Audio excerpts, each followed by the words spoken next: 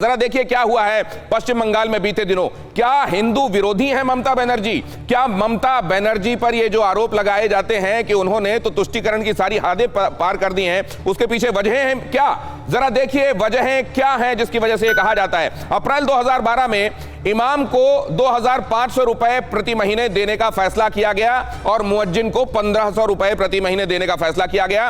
Calcutta high court ने इसको भेदभावपूर्ण बताया और इसको खारिज किया। मतलब इमाम और मुअज्जिन को हर महीने वेतन, मतलब उसको वैतनिक बना देने का जो फैसला किया गया ममता सरकार की तरफ से, उसको गलत करार दिया गया और उसको हाई कोर्ट ने गलत बताया भी। अक्टूबर 2016 दुर्गा पूजा विसर्जन पर रोक लगा दी। मुहर्रम के साथ इसके क्लैश की बात सामने रखते हुए, साइड करते हुए ऐसा किया गया था, लेकिन इसको भी हाई कोर्ट ने कहा कि दोनों साथ साथ दोनों ही कम्युनिटीज रहती आई हैं, पहली बार नहीं है जब दोनों त्योहार एक साथ पड़ रहे हो, इसलिए आपको ऐसा नहीं करना चाहिए। एनआरसी सीएए के खिलाफ रैलियां निकाली गई और यह कहा गया, आप जानते हैं कि ऐसा इसलिए किया जा रहा है ताकि देश में असर्टेन किया जा सके कि हमारे यहां कुल आबादी कितनी है, आबादी में किसका हिस्सा कितना है, और कहीं से बाहर आए हुए, बाहर से आए हुए लोग तो यहां शामिल नहीं होते जा रहे हैं और यहां की डेमोग्राफी को बदलने की कोशिश तो नहीं की जा रही है।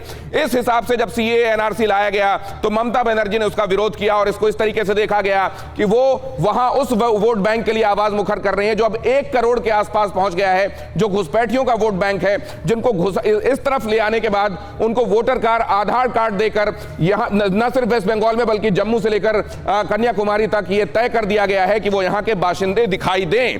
हिंदू सोचें, बांग्लादेश मुसलमान रुकेंगे। हिंदू विरोधी ममता, नवंबर दिसंबर 2018 की बात मैं आपको बता रहा हूं। हिंदू सोचें, बांग्लादेश के मुसलमान रुकेंगे। अब आप ये देखिए, एक के बाद एक आपको ये वजहें दिखाई दे रही हैं जिसकी वजह से यहां आप देख रहे हैं, वहां पर देखिए डेमोग्राफी किस तरीके से बदली है। अगर आप बांग्लादेश को देखें, वहां पर जो 30% की हिंदुओं की आबादी थी, अब वो लगभग 7 से 8% पर सिमट चुकी है। लेकिन वहीं पर अगर वेस्ट बंगाल में आप देखेंगे तो डेमोग्राफी किस हिसाब से चेंज हुई है वो देखिए आप। यहां पर मुसलमान 27%, बल्कि ये तो कंजर्वेटिव तरीके से बताए गए और जो लास्ट वहां जनगणना हुई थी उसके हिसाब से बताया जा रहा है, अब तो ये उससे भी आगे बताया जा रहा है।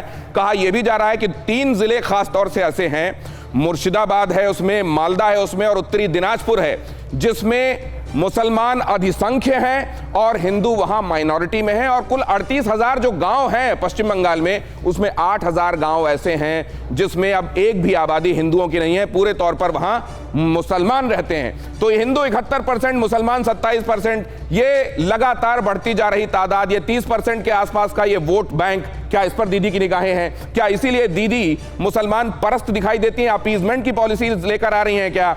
बहरहाल अगला सवाल, अगला देखिए, सर्वे में हमने अगला सवाल क्या पूछा था, जवाब क्या मिला? क्या दीदी ही मोदी को कड़ी टक्कर दे सकती हैं? क्या दीदी मोदी को कड़ी टक्कर दे सकती हैं? ऑपोजिशन का चेहरा क्या आज भी दीदी देखी जा रही हैं? हां कहने वाले 60% लोग, नहीं कहने वाले 20% लोग, नहीं कह सकते उतने ही 20%, जाहिर है नहीं कह सकते कहने वाले भी 20% हैं। हालांकि अधिकांश लोग इसके बावजूद कि तेजस्वी ने गजब कदम दिखाया है बिहार में, यह कहा जा रहा है कि दीदी ही कड़ी टक्कर दे सकती हैं। हालांकि यह भी हो सकता है कि पश्चिम बंगाल के संदर्भ में बातें कही जा रही हों।